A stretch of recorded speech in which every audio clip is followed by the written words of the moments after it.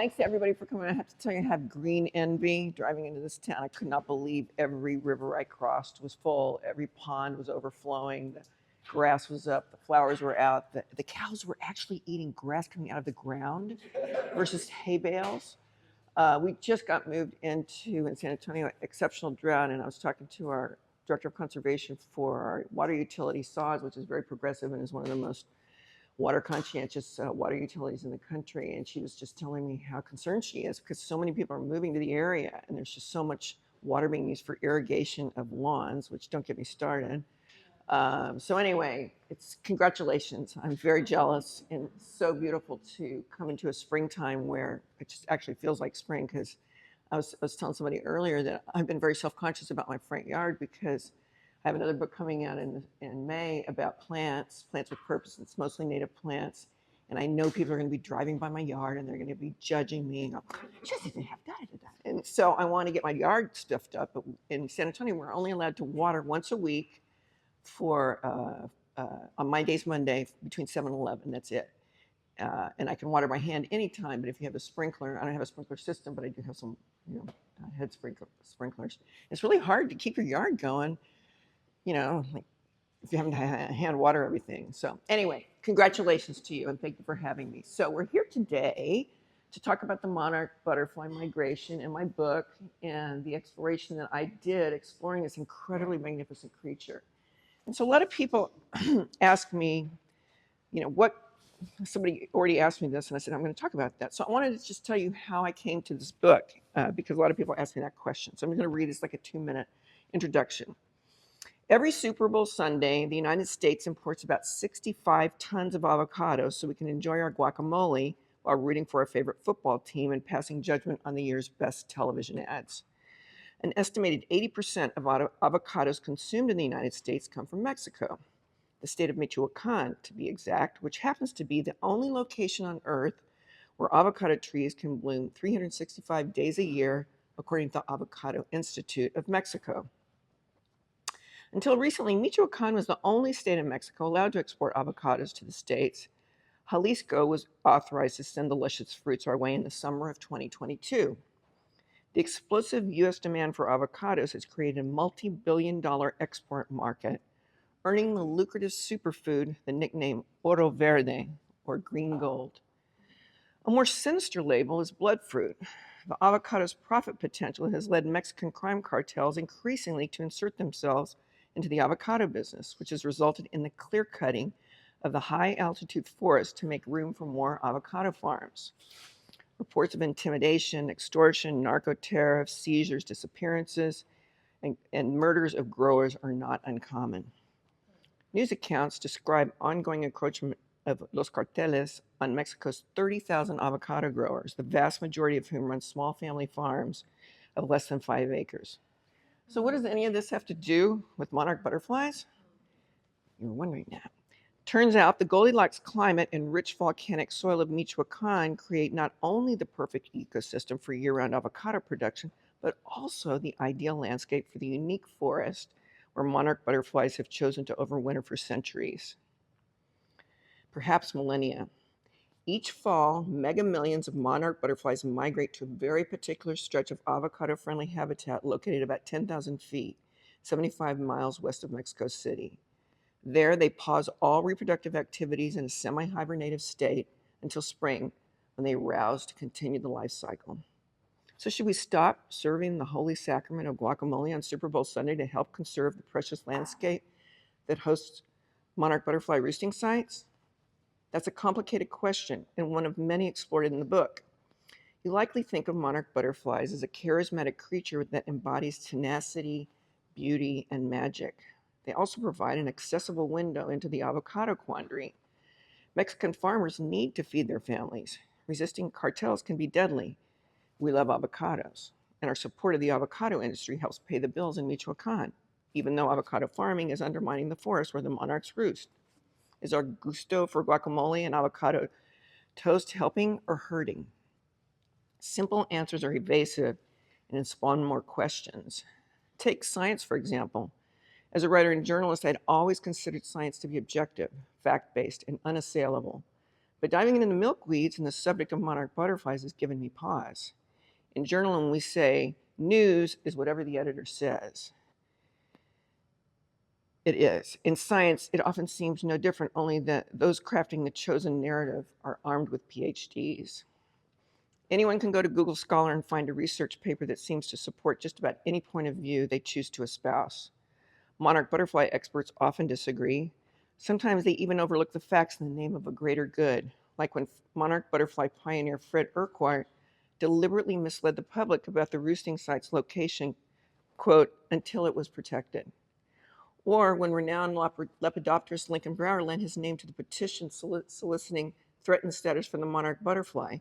When asked if he really believed that monarchs were threatened into extinction, Brower responded, "Don't you think it's done some good?" When a lack of consensus occurs in the scientific community, people are often told the science is in progress. But when corporations like Monsanto and Bayer employ scientists to fashion what they brand as our science, public skepticism results. Non-scientists are left wondering what, not only who, but what to believe.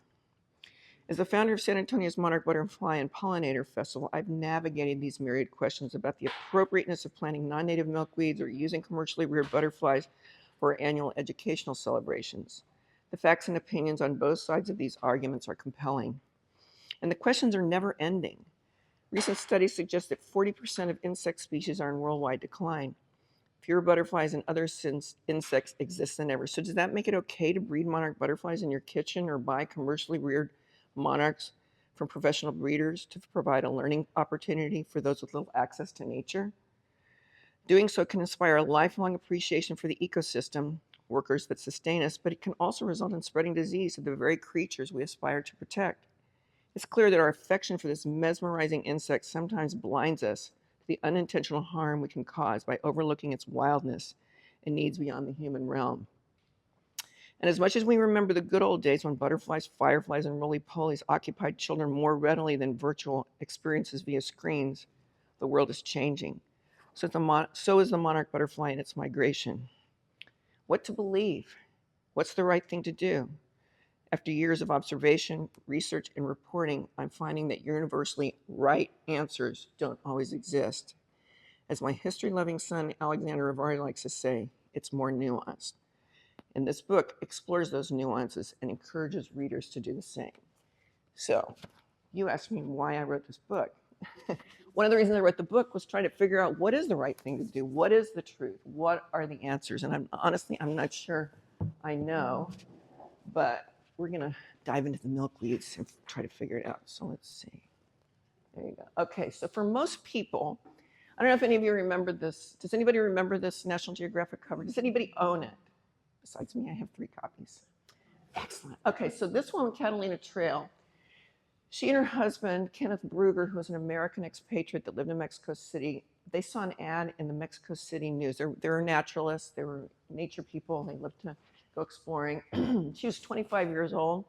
He was, I think, 56. And they saw this, Kenneth Brugger saw this ad in the Mexico City looking for research associates, looking for people who would voluntarily go out and try to help find monarch butterflies, because Dr. Fred Urquhart of Canada was trying to figure out where do the butterflies go each fall. And so she is the only, she's still alive. She lives in Austin, Texas. I've met her, I've interviewed her. I wrote her story on my website at the Texas Butterfly Ranch. But that's her busting through a wall of monarch butterflies on the cover of National Geographic in August of 1976. And for most people, this was their introduction to monarch butterflies. This is when most people first learned about this magnificent story of this crazy insect that over multiple generations magically found its way to this very small patch of forest in the mountains west of Mexico City. That literally put monarch butterflies on the coffee tables of America for the first time. And that's one of the reasons I believe that people really know, they're one of the few butterflies people can name. Like, people see butterflies all the time and they don't know a Gulf fritillary from a sulfur, from a swallowtail, but they know a monarch butterfly when they see one. Why? Because that insect travels all the way from Mexico across 3 countries and back every year and lands in our yards, and we see it every year. So that's Catalina, and she is a big part of the story. So now here we are 50 years later. Back then, they project that there was probably 1 billion butterflies in Mexico that roosted in the monarch butterfly roosting site. There's really no way to know for sure, but there were way, way, way, way, way more than there are now. And now here we are, and the monarchs are listed as threatened under the Endangered Species Act. And interestingly, as I point out in my book, that petition resulted right after the drought of 2011 in Texas. And you'll always hear that Texas is the most important state for monarch butterflies. Why? Because frequently, the monarchs right now are leaving Mexico, as you can see. Is there a pointer on here? How does this work? Oh, cool. So the monarchs are leaving Mexico. They're on their way north, and they always have to pass through South Texas. The monarchs east of the Rocky Mountains is the eastern population. There's two populations, the ones east of the Rocky Mountains, and then there's the California population. And most of us are familiar with the eastern population. I'm sure there's people here who have been to the West Coast and seen the western population, but the large, massive number of butterflies that we always hear about and talk about that roost in Mexico are from the eastern population. So the females leave, mostly females leave Mexico after they have this big butterfly party and get impregnated and have eggs to carry that are fertilized. They come north and they're looking for milkweed plants because milkweed is the only plant on which they lay their eggs. And very, very often, the very first place that they lay their eggs is in South Texas. They catch some winds. And so I heard somebody today say, who was it that just said they saw their first monarch of the season? Okay, we call it FOS. Your FOS is your first of season monarch. And feel free to report that to Journey North, to the Dplex list. There's a lot of iNaturalists, but they actually have a moniker for that. So then that generation lays the eggs, here in Nacogdoches, San Antonio, South Texas, El Paso, whatever, and they die. And then that egg will hatch, eclose, as we say in monarch speak. It will form a caterpillar, go through the stages, and become a butterfly and continue the journey north. And then over the summer, the butterflies move north. They live anywhere from, depending on when you define living as a caterpillar egg, it's like 2 weeks or so. Then they're a butterfly for maybe a month, 2 weeks to 2 to 4 weeks. So the egg, these are the eggs, obviously. It's a cream-colored little dot that is typically on the underside of milkweed, the tender foliage. When those butterflies eclose from their shell, the very first thing they eat is their shell, nice protein pop. That teeny little caterpillar forms right there, becomes a bigger one, and then it becomes this big chubby guy with stripes. And then when it's ready to make, how many people have witnessed this for yourselves? It's a really cool thing to witness, so good for you. Kids love this. It's a great exercise for schools and classrooms, especially if you can have a pollinator garden where you can actually go collect the butterfly egg themselves versus buying them. So when the caterpillar is ready to make its chrysalis, it makes this J shape, which is kind of interesting. That's after it spins a silk button at the top that supports its body weight. It makes this J shape, and then it turns into this gorgeous jade green chrysalis. And it has these strange little dots on it. And scientists have learned that these are like air holes that allow air to go through the chrysalis shell to get to the inside. It becomes a chrysalis, and it remains a chrysalis for, a couple of days. And then when it's ready to turn into a butterfly, typically the night before, you see it just start to change color. It gets kind of a cloudy, it gets dark, and then the next morning you wake up, and just as you're having your first cup of coffee, it seems like it's always around 10 o'clock that the butterfly drops out of its chrysalis shell. And you can see when it first drops out, it's all crumpled. The leaves are all like very soft and malleable. And so it's very, very vulnerable at that point. And it typically needs something to hang on to where it can let gravity, let the wings drop and form properly. So like if it falls on the ground and it can't get up, and then the wing dries and it's crinkled, then it's not going to be a success story. So when you see the butterfly starting to do this, it's like pumping its wings like it's ready to fly, you can take it outside and release it to the wind. So this is like, why are we so captivated with this insect? Number one, it was on our coffee tables on National Geographic and introduced us. Number two, it has this incredible, captivating life cycle that you're just like amazed by every time you watch it, no matter how many times you see it. It's magic. So how do we figure all this out? The other thing that's amazing about it is that this insect knits together our three countries. It starts in Mexico, goes through Texas, goes up through, through the Midwest, Minnesota, Kansas, Michigan, goes all the way to Canada, and then comes all the way back down over multiple generations, going back to a place it's never been before. My family's from Germany. I always like to say it would be like if I somehow magically gravitated to my great-grandmother's house in Stuttgart, where my mother was born, without Google Maps. It's pretty enchanting to think, how do they figure that out? How do they know that? Well, this guy, Fred and Nora Urquhart, Fred was an entomologist and Nora was his partner. She was a sociologist, scientist, and together, mostly Fred, but he couldn't have done it without Nora. He became captivated by monarch butterflies as a child. Like, he would be hanging out in the yard in Canada in the summer, and every year about the same time, this orange and black butterfly would show up. It's like, where does it come from? Where does it go? Why isn't it here all year? How did it get here? Where does it go to? And so he completely embraced this butterfly and spent his entire life researching and trying to figure out where it went and what was going on here.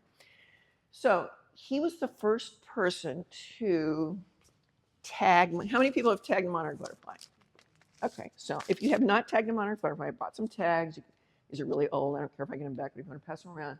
These are little stickers that we put on the monarch to track its movements. And we'll get to that in a minute. But Fred Urquhart and his wife were the first ones to do this insane thing when you stop and think about it. And the way they did it, when you read the history, it's pretty shocking and brutal in hindsight, but I mean, they were doing what they had to do. So they put this, Nora actually wrote the article, but they put Fred's name on it because he was a PhD and they figured it would have more weight with the Dr. Urquhart on it.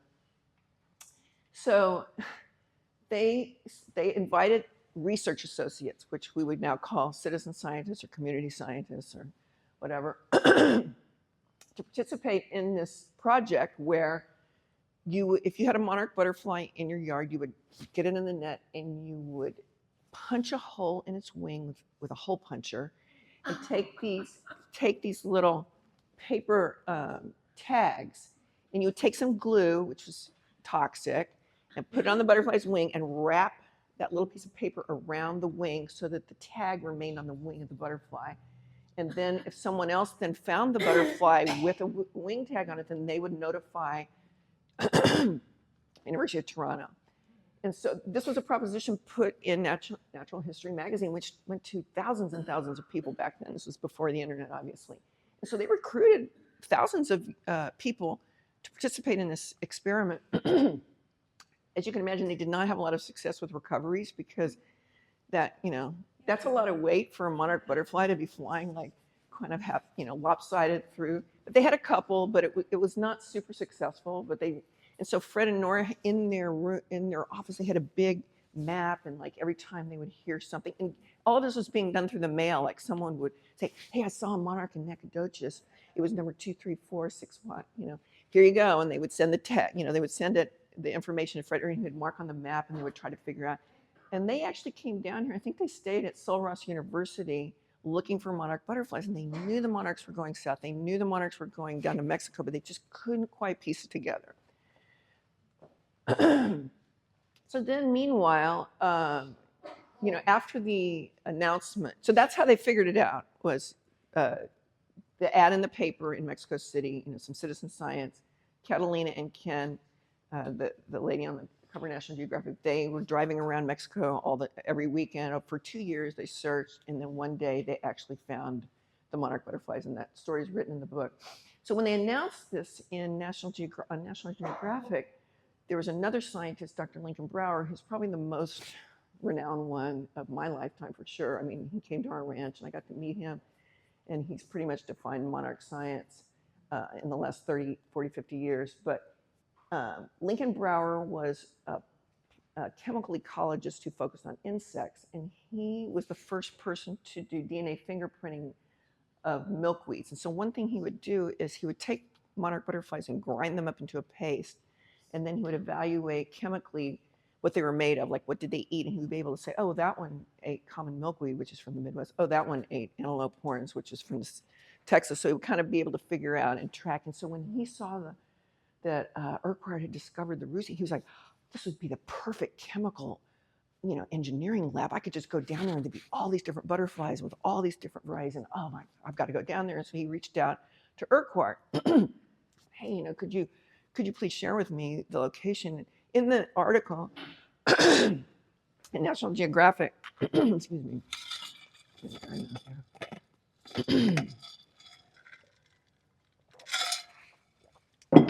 In the article, National Geographic, Urquhart was very obtuse about where exactly west of Mexico City is. And he used the words, the Sierra Madre, which is like geographically a totally different area of Mexico. And it was just kind of weird that he was very, vague and incorrect about where exactly these roosting sites were. And Brower really wanted to go down there and like do some research. And he said, hey, as a fellow scientist, could you please? And like Urquhart was like, no, he totally dismissed Brower. He said, you can just go down to Florida. There's some monarchs down there. And so over a couple of years, Brower's like, hey man, would you like to come do a lecture up here? We'll pay you. And they tried to court, letters, phone calls, and he would never reveal where the monarchs were, which is kind of on the one hand, I kind of get. But eventually, and this is interesting because you kind of like go, why would he grind up monarch butterflies? Well, the way he figured this out was that he fed monarch butterfly caterpillars to a blue jay. And somehow he convinced monarch butterfly caterpillars to eat cabbage and squash instead of milkweed. And so those caterpillars that resulted from that looked very similar to monarch caterpillars, those did not have the cardiac glycosides in them that the milkweeds provide to the monarch. The cardiac glycosides in the milkweed are what make monarch butterflies orange and black, which is a signal to predators like, hey, I'm dangerous, I taste bad, I'm poisonous, don't eat me. And Brower wanted to prove that the milkweeds were what was making the monarchs toxic to predators. So he did this experiment, which resulted in this famous photograph of the barfing blue jay, because he fed the blue jay caterpillars that were not toxic, that were raised on cabbage and squash, and then he snuck in a real one, and the blue jay vomited. And so this is the blue jay barfing. So he proved his point that the milkweeds determine how toxic and how orange and bright the monarchs are. And I like to think that, and I think there's some science that backs this up, is that one of the other enchanting things to me about monarch butterflies is, if you notice how they fly, they just kind of glide along, and they're not like skittering like you'll see skippers or other butterflies, and they're like skittering along, and that's because they're trying to evade predators. The birds are looking like, where can I get a good meal? But with monarchs, like, hey man, you're not going to touch me because I taste bad. And we'll often find monarchs with, like, you'll see a bite out of the wing, or you'll see a monarch butterfly wing has got, a bird just had a bite. It's like, ew, I don't want to eat that. It tastes terrible. So this is why there are particular, I think the orioles in Mexico in the forest eat monarchs. Rats eat monarchs, are not affected by the cardiac glycogen. I think cows sometimes eat them. But in general, they're very well protected from predators because of the cardiac glycoside content in the milkweed. And the milkweeds have a vast array of milkweed cardiac glycoside toxicity. And the most potent cardiac glycoside content is found in, guess which one? Tropical milkweed is the number one most potent cardiac glycoside content. And I've actually done like my own version of experiment. I'm not a scientist, but like I did a milkweed buffet for Caterpillar, and I put out 4 different kinds of milkweed. So, okay, which one do you like best? And they always go to the tropical milkweed, which, as many of you may know, is controversial and contentious subject in the monarchy, which is what we call the monarch world.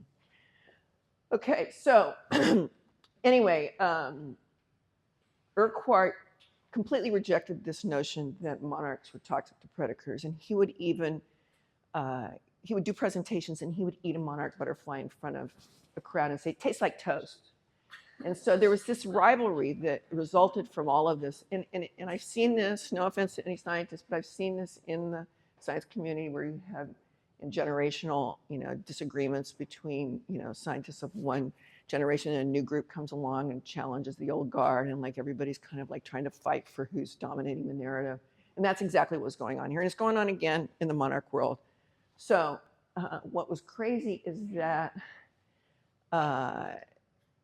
there's an entomologist named Dr. William Calvert. I don't know if any of you know him. He went to UT. He was very well known in the monarch world for many years, and he moved to New Hampshire to get out of the heat. But he was a very adventurous soul. He was a cave explorer, and somehow he and Dr. Lincoln Brower met at a conference, and Dr. Brower was saying, man, I really need to get a lot of monarch butterflies to do my experiments. Oh, he's like, I can get you some. No, you want me to get you some? It's like, oh, that'd be great. And so he went down to Mexico to some place that he knew about that he'd gone spelunking at, and there were tons of monarchs, and he brought 200 monarch butterflies back to Brower, and Brower was able to do his experiment. He's like so impressed with Bill Calvert. He said, why don't we try to figure out where the roosting sites are? And so this was probably in 1979, I think. And so he and Brower hatched a plan where William Calvert was going to go down. They read the article very carefully, and they noticed this thing about the Sierra Madre. It's like, Sierra Madre is not even near there. And they said it was 75 miles west of Mexico City at 10,000 feet. So they kind of it's like, let's see, how many places are 10,000 feet? So they figured out 3 or 4 places, and they went to Angangeo. Has anybody been to the roosting sites here? Okay, so you probably went to Angangeo, right? To Rosario. Honeymoon there. Excellent, good place. 26 years. Nice. Anyway, they went, so they figured out that there were these couple, so William Calvert organized an outing with a couple other signs, and they drove down from Austin in this rickety old truck, and from 4 days of arriving, they found the roosting sites. And they were so excited because they now knew exactly where these roosting sites were. So they reported back to Brower, and was like, I want to come down there. So then Brower and Calvert flew down there, and they went to Cerro Pelon, and they were hiking through the forest, which Cerro Pelon is where Catalina and Ken first discovered the monarchs. And they're walking through the forest, and who do they run into? They run into Dr. Fred Urquhart. So that is Lincoln Brower standing, like, what the hell are you doing? And then that is Fred Urquhart, and you can see the look of constant, like, what are you doing here? And it just turned into it's known as the unpleasant incident in the forest. Because Urquhart obviously did not want Brower to find out where the roosting sites were, and now Brower knew where it was, and he was right here, and they just happened to run into each other in the middle of a forest at 10,000 feet in the forest of Mexico. I mean, it's like a crazy thing. So anyway, that rivalry continued for decades, and it was unfortunate because one of the things it's like, just imagine what could have happened if they'd worked together, these two guys. I mean, it's really unfortunate. Anyway, I wanted to show, so, flash forward, to 1993. That is my friend Jenny Norvell Singleton, who went to SFA as a horticulture major, introduced me to my first time I ever came here. I went to my first woodsy with her, and I don't think I've been to one since. You guys still do that? They still do woodsies? Okay, but I mean that's like a camp out, right? It's like a camp out in the forest, right? I mean, it's like a fire. Okay. Anyway, so that's Jenny's daughter Katie in 1993, and you can see she's using the old school tag there. See that big piece of paper? And I asked and Jenny is the one that introduced me to monarch butterflies. She's the one that invited me to her ranch one day in 2004. Said, hey, you want to come tag monarch butterflies? I was like, yeah, I guess so. And rest is history, right? But anyway, they're still using that type of tag in 1993. And then Dr. Fred Urquhart and Nora retired, and the whole tagging, research associates program was in limbo for a moment, and Dr. Chip Taylor of Monarch Watch, which is at the University of Kansas at Lawrence, decided that he was going to take over the citizen science program. And I've gotten to know Chip. He's still around. He's incredible. He's a very accessible scientist, I like to call him, they always say we need more citizen scientists. I like to say we need more scientist citizens. We need more scientists to talk to us in a way that we can understand their language. No offense to any scientists in the room. But Chip's like that. He's very accessible. He's very available. He'll come talk to your group. He's great. Anyway, the first challenge for Chip was we need a new tag. This tag is not working well for us. So it's interesting. There's a whole chapter on this in the book where he met up with 3M Corporation, and they came up with this special adhesive. And when you think about it, this sticker that's being passed around, it's not as Chip's like, it's not a trivial undertaking in any way. That's one of his favorite phrases. It has to go onto a surface that is not flat. I mean, there's thousands of scales, so there's air in there. and it's got to survive wind and cold and heat and snow and rain. So like this has to be a very, very special adhesive that's going to stick to this butterfly's wing. A lot of times the tags that are recovered are several years old. They're on the forest floor, like they've been there, fallen off the wing, and like somebody will find it, and who knows how old it is. So he partnered up with 3M Corporation. They came up with this special adhesive that now is used to this day, and this very special sticker that's got the the University of Kansas info on and the tag number. So how do you tag a monarch butterfly? For those who haven't, like this is our place on the Lana River, and this is the limestone escarpment. And I always like to say, like, this is such a perfect roosting site. Like, I don't know how long these butterflies have been roosting on our property, but that's how I got, kind of seduced by the monarch, was learning that they were roosting right across the river from our house on the river. And what it is those are pecan trees. And so you've got the pecan trees that provide, they're up high enough to where they can't be predated by, something on the ground. You've got the limestone escarpment in the fall generating heat off the mountain, keeping them warm. You've got the river, you've got water, you've got nectar typically. It's just the perfect ecosystem. And I've had people ask me a lot about, does it have to be a certain kind of tree for them to roost? Like, no, they don't care about the species of the tree. They care about the ecosystem. They care about, am I protected? Is there water? Is there resources? Am I going to be able to get out of the way if something comes? I have to say it is the perfect roosting site. So you get the butterfly in the net, you put the tag on the discal cell, which is this very particular cell, which I'll show you, and it's really, really helpful if you have a canine collaborator, and that's Cacti.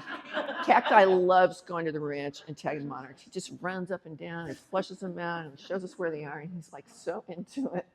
So then, I don't know if you can see, but that right there is what they call the discal cell, which is the center of gravity of the monarch's wing, and it's the place where if you put that tag on there, which is like hardly weighs anything, does not inhibit their flight pattern. A lot of people are like, oh, doesn't it like make them, like get off balance? Or it's like, according to decades of research and science, they're fine, and there's recoveries every year. I mean, the monarchs make it to Mexico with tags on them. I've tagged about 10,000 butterflies. I think I've had 85 recoveries, and there's nothing more exciting for me than like, reading, oh my butterfly made it. So and there's that whole interconnection thing that sort of, it's hard to articulate on a certain level, to think that I'm going to put this tag on this butterfly, in Mesa, on the Lana River in Mason County, and it's going to fly all the way to Mexico, and somebody's going to find it on the ground at 10,000 feet at Rosario or Angagea or Cerro Pelon, and then I'm going to find it. It's like, it just makes you feel connected in a way that lots of things don't. Obviously, you record the tag number. Is it a male or female? What was the date, time, place? And then you submit all that data to Monarch Watch. So every year they've gotten to where they've developed a app where you can take a picture and it just like loads it up. They've got Google Doc spreadsheets that you can fill out. And I still do the old school. Like I don't want to carry around it's hard to do all this stuff when you're tagging. You got your phone, so I just write it down. I usually have a team of me and one person records, the other person does the gets them in the net. But like we've had, when they're roosting, like you swoop, I mean, you can get 30 butterflies in your net in one swoop. It's pretty amazing. And then you release the butterflies to the wind.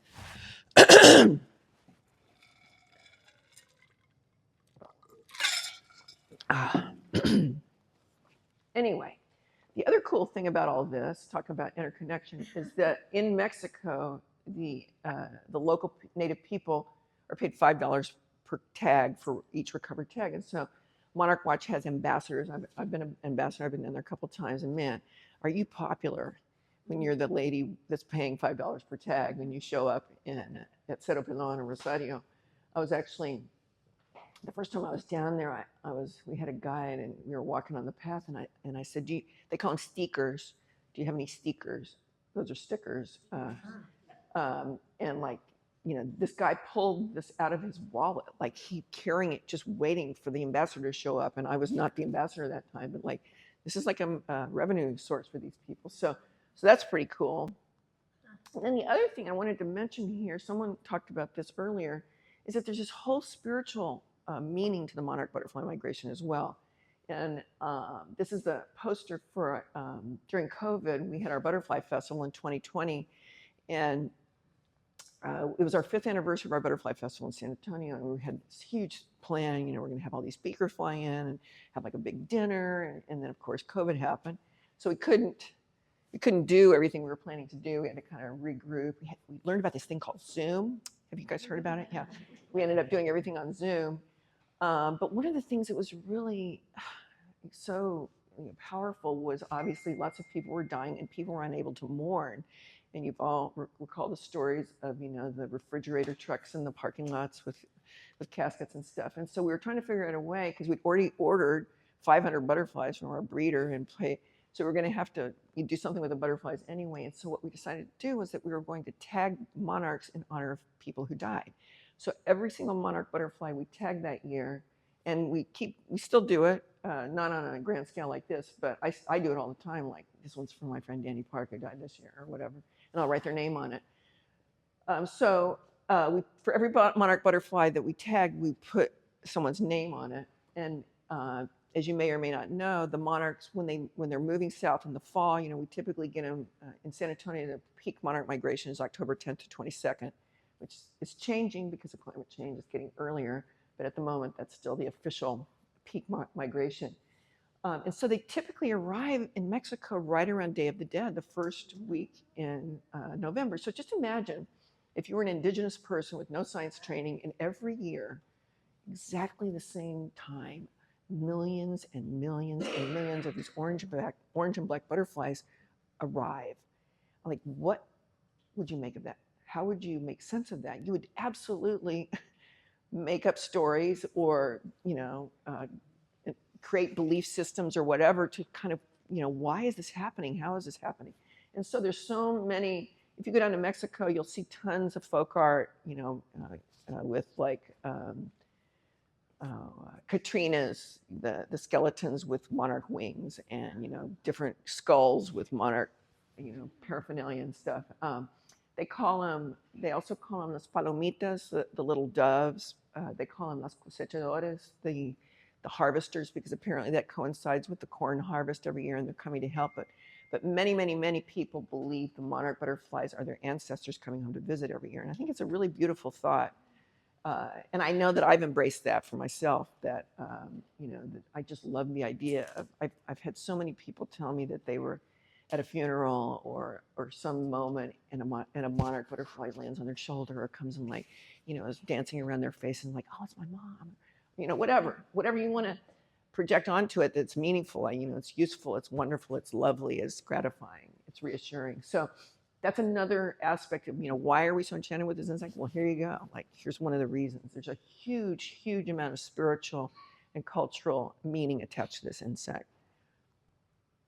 Okay, so here we are.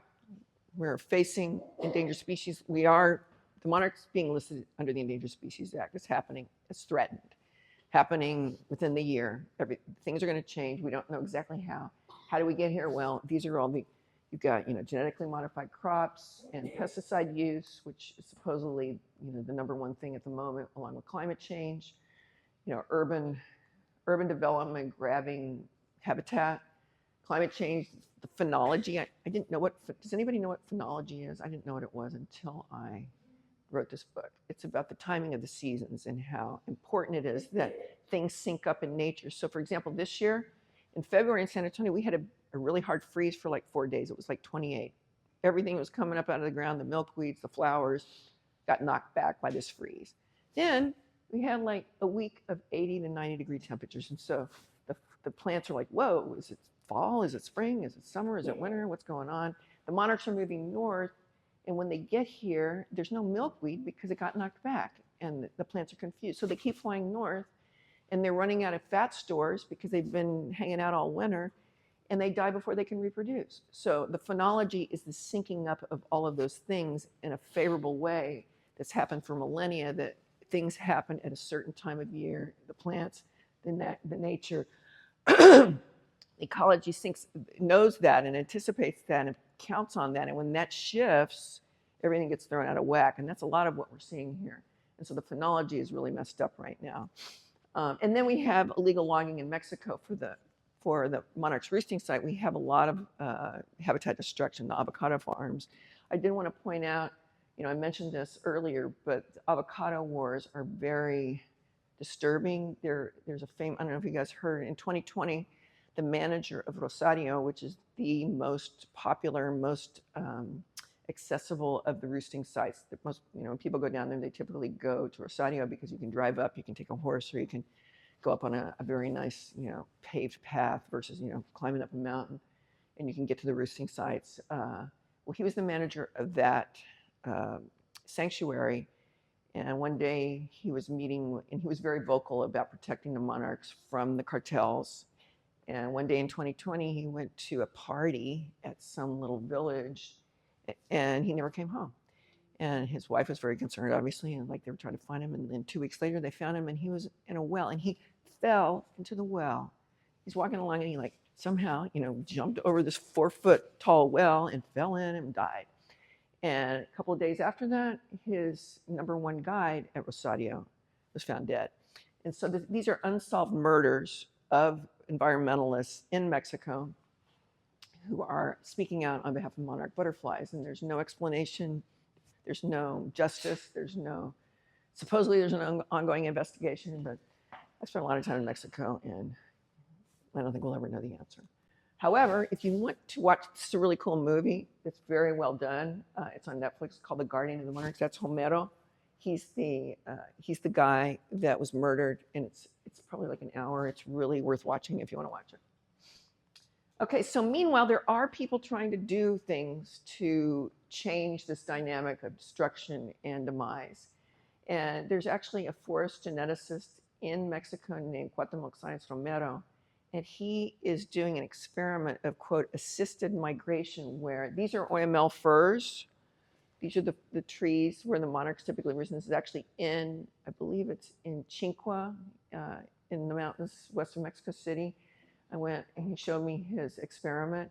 But those trees are dying because there's a lack of moisture. There's not enough water. And it's just a more harsh, hot climate, no water, no moisture, lots of sun, lots of drought. And he is taking seedlings of the OML sacred fir, where the monarchs typically roost, and planting them a couple thousand feet further up the mountain to try and create a forest so that the monarch can move higher up the mountain. One of the things that he figured out, which makes a huge amount of sense to gardeners, is that when he planted the sacred fir in full sun, well, right here you can see it just dried and parched and did not do well. But then when he planted it in a mixed environment with other plants that provide a little shade and a little sense of community, the plant thrived better. So he's doing that. Another thing that's going on that I don't have a slide for because they wouldn't let me take any pictures is there's actually some young scientists out of Michigan who are doing radio transmitters, believe it or not. They're attaching radio transmitters to monarch butterflies. And these guys have come out to our place 2 years in a row to do this experiment, which I found just really mind-boggling. Like, this thing looks to me like it's so heavy that there's no way that butterfly is going to make it. But this radio transmitter actually communicates with radio towers, and not only would you find the monarch when it died and landed somewhere and was recovered, you could track its path, like, oh, it went here, then it went there, went there. And they have gotten some feedback on it. Again, I don't have a photo, and I need to get a slide on that. But my point is that there's people that are trying to do new things, and I think you're going to see a lot of change. There are a lot of questions about whether or not tagging, with these stickers, is it really like contributing anything to scientific knowledge? There's a huge debate about that. I would argue that, I know for me personally, if I hadn't tagged monarch butterflies, I wouldn't be standing here, because for me, that tactile experience of engaging with that creature, of touching that creature, of releasing that creature, of having the possibility that it might be recovered, 1,000 miles away, and I would learn about it, that is what really drew me in to do this deep dive and be standing here in front of you. So does it have value? Depends on how you define it. So here we are. This is the famous Monarch Watch population status chart. And this is very interesting. So when you hear someone say, monarch butterflies declined by 90%, this is what they're talking about right here. This is what they're using as the gauge. This was 1997 when monarchs had an incredible year. And we started counting in 1994-95. And so then the third year that we were counting, we had this peak. And this is the number This is the number that they reference, like the Environmental Defense Fund and all these organizations that are fundraising. This is what they're referring to. So, meanwhile, we've had all these other years that haven't been as big of populations as this one. But then in 2013, right after the Texas drought, as I mentioned, we had the lowest population. And the way that they count monarch butterflies is a very imperfect system where they literally have human beings walking around the forest and counting the number of trees and how many hectares of forest are occupied by monarch butterflies. It doesn't account for density. There's all these things, and there's been a lot of challenges to the counting system. And as you'll notice, they never talk about how many actual butterflies they are. They always talk about the hectares, because the number of butterflies per hectare has been hotly debated from 50,000 to 20,000, from 50 million to 21 million. And right now, the consensus is that basically 1 hectare is 21 million butterflies. So in 2013, 2014, we had less than a hectare, so 10 million butterflies maybe, even though, that's not official. You're not supposed to talk about the actual number, you're supposed to talk about the hectares. We've had a recovery, and then the year before last, we had the second lowest population, 0.90, and a little bounce back this year. You just heard, probably in the news, it was, butterflies have increased 99%. It's like, yeah, over the second worst count in history, but it's good news, but it's still not great. And so it's very manipulative, the way that the numbers are presented. And I find this really irritating. But and when you think about, we have drones, we have AI now, they could count butterflies way more accurately if they wanted to do it. But I don't know, it's not my place, or I don't know enough about it, but it's very contentious how they count it. Let's just leave it at that. So then, right after that low in 2014, we had the submission by the Xerces Society Center for Biodiversity, and Dr. Lincoln Brower put his name on this petition that we should list monarchs as threatened under the Endangered Species Act. That was in 2014. That listing announcement happened in December, 10 years later. So then in December of 2020, U.S. Fish and Wildlife Service, they got an extension to try and make a decision. They decided that monarchs were, yes, indeed, they were worthy of protection, but we just don't have the resources to protect it right now. And there's 100 species ahead of it in line that are more threatened than monarch butterflies. And then in July of 2022, an organization called the International Union for the Conservation of Nature was a very respected volunteer scientific organization based in Sweden. They have no regulatory authority at all. They basically just, make announcements about, plants and animals that are threatened.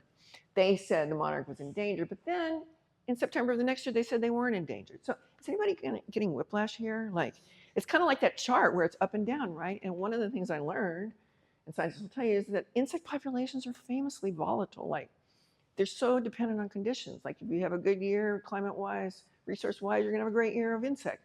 If you have a drought like we've had and like we're having now, it's not gonna be good.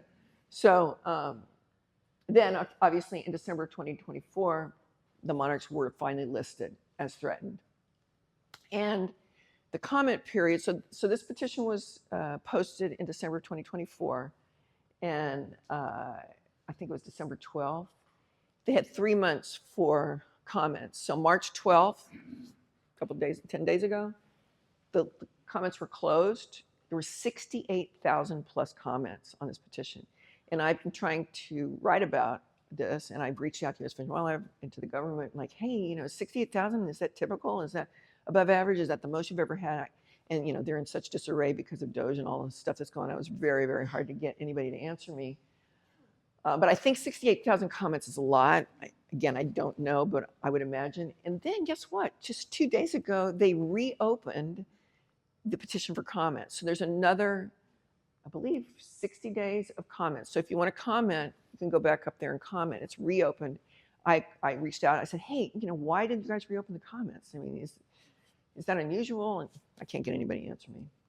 So meanwhile, while all this is unfolding, there's several studies out that talk about how The monarch migration is absolutely at risk, but monarch butterflies are doing fine during the breeding season. As Dr. Andy Davis of the Migration Studies Institute at the University of Georgia is one of the most vocal critics of a lot of this dominant narrative talk about the monarch being endangered. He points out that it's like if you were measuring the health of a marathon, would you say the marathon was assessed by the number of people who finished the marathon or how many entered the marathon? Because this marathon is doing fine until the migration happens. The migrations are hard. Migrations are very often fatal. And so if you have everything you need locally, why do you need to migrate? That's kind of the question that's being raised. So why do creatures migrate? I think I was telling last night that I have to admit I have my own confirmation bias here regarding migration because my family's from Germany and they came to the United States in 1953, and my father, who had kind of not a great relationship with his father, wanted to come to the United States, make $1 million, and go back and wave it in his father's face to show him that he was a success story because he was always told he was a loser. So my parents came over in 1953. My brother and I were born here. My father was a custom woodworker. He started a custom home building business in Dallas during the building boom. You know, we did really well. I'm the first person in my family to go to college. And why in the world would they then turn around and go back to Germany after they built this incredible life and everything they needed was there? Food, shelter, hospitable community climate, and the ability to reproduce. So I'm starting to, I come around to the point where if monarch butterflies are migrating north and they come to, they come to Nacogdoches and everything they need is here. They've got milkweed, they've got a great climate, they've got flowers, they've got nectar, they've got willing, mates for reproduction. Why would they leave here? The reason they've always left is because the conditions that they were in were getting hospitable, it was getting cold. All the plants were drying up. It was going into winter and we got to get out of Dodge and get back to Mexico. So the other thing that I learned in the course of the research, and I know this is going to be ridiculous to a lot of you, I didn't realize that in biology, the definition of success is reproduction of the species. So I do have 2 children, but I don't have any grandchildren. So I guess I'm kind of a failure, right? I mean, the Maeckle gene pool ends unless, we get busy right away. So, but yeah, I mean, when you think about it, that makes huge sense. Like every single creature on this planet, plant, animal, fungi, they just want to keep doing it. They just want to keep life going. So if a monarch butterfly can do that here and not risk death migrating down to Mexico, where conditions are honestly not as hospitable as they once were with climate change, the forest dying, cartels, who knows? So then you're faced with the question of migratory population versus local population. And I know there's tons of studies and anecdotal evidence as well of monarch butterfly populations living year round, like in South Carolina, in Florida, in Houston, in California. And urban gardeners are part of the reason for that. Like we're providing resources for these creatures. Is that a good thing or a bad thing? I don't know. We'll figure it out. I mean, one of the concerns, obviously, and you hear this with the tropical milkweed debate, is disease spread. And tropical milkweed in particular is kind of a super spreader destination for this very particular monarch-centric disease called Ophrys electroscura, which is known as OE. And it's a spore-driven disease that monarchs carry on their body. And then when they land on a plant, the spores drop off. Somebody lays an egg. That egg hatches, that egg eats its eggshell, then it starts eating the leaves, it eats the spores, and it has to consume the spores for them to be activated in the insect. And then, so then they get the spores in their body, and now they're infected, and then it keeps spreading. So if you have one tropical milkweed plant in your yard, and it's the only milkweed around, you're gonna get a ton of butterflies there, and probably some of them have OE. Very, very recommendable to cut that milkweed down to the ground and throw the old foliage in the garbage and let new growth sprout so that that's clean foliage with no spores on it, so that you're not becoming a super spreader destination. And that is the biggest debate about tropical milkweed is the spore. I mean, according to certain people, there's other people that say, oh, it's not native. But it's like, yeah, well, Dr. Jeffrey Glassberg at the National Butterfly Center calls tropical milkweed a life buoy. It's like, hey, man, sure, I'd love to eat local, well-prepared organic food every time, but sometimes you just hit the drive-through to fill the hole in your gut. And that's kind of what's going on with monarchs, is they just need some food for now, and they're trying to migrate north. And right now in our world, the only milkweed, and maybe 2 weeks ago, there might be some native milkweeds, but like the only milkweed was milkweed planted by gardeners, very, very often tropical milkweed. So bottom line, my view, migration's endangered. A lot of people agree with this. Every single scientist I talked to said monarch butterflies are not endangered. The migration's endangered. But, and Chip Taylor, monarchs will always be with. They're incredibly resilient, incredibly adaptable, way more than we are. And so, as I said earlier, Dr. Lincoln Brower, I would be very curious what he would think of what's happening right now, because as I said, I asked him straight out, like, do you really think monarch butterflies are endangered? And that was his answer. Don't you think it's done some good? And I think that is a very reasonable answer. And honestly, I'm torn about if it's a very reasonable practice or way to go forward. Is like, look, we're going to do what we can do to make it the least bad for everyone, which is like, seems like so many things in life where it's not an ideal world. You're going to have to do what you got to do to make it the best you can make it, and that may be where we are. So here's the petition, and as you can see, comment periods extended. They said it. Oh, May 12th. So it's May 12th. It says March 12th. Okay, well, I forgot to put the new thing on. They extended it for 3 more months. So you can still go and do it. You can see right here, 60, they don't have the, yeah, 68,000.2 comments. Crazy stuff. And you can actually go in there and search the comments. Like I've gone in and searched commercial breeding, see like what do people think about commercial butterfly breeders. And you can search by, keyword, which is kind of fun. So the other thing, is anybody familiar with the American snout butterfly? Because I know in our part of the world, every year, not every year, but periodically, snouts just show up and like suddenly they're everywhere. And snout host plant is the hackberry. And last year we had this video I'm going to show you in a second was taken in late September of 2024. I saw, I think, a dozen monarch butterflies on our property. We didn't have any, we had hardly any butterflies last year. It was weird. And we always have tons of monarchs. It could be that I was just not there when they came, but like I went out a lot. But there were so many snouts, I couldn't believe it. And what happened was we had a very dry spell, and the hackberries kind of go into remission. The snouts that are there, they kind of like take a break. And then we had this incredible rain, and then within a day or two, all the foliage on the hackberries just starts coming in. It's all this fresh, tender foliage. So the snouts go and lay their eggs on this fresh, tender foliage. When the eggs hatch, they've got this beautiful, fresh, lovely greens to eat. And then within a month, you've got a snout break. And there was a snout break apparently in 1921, which is documented on Mike Quinn's Into.net website.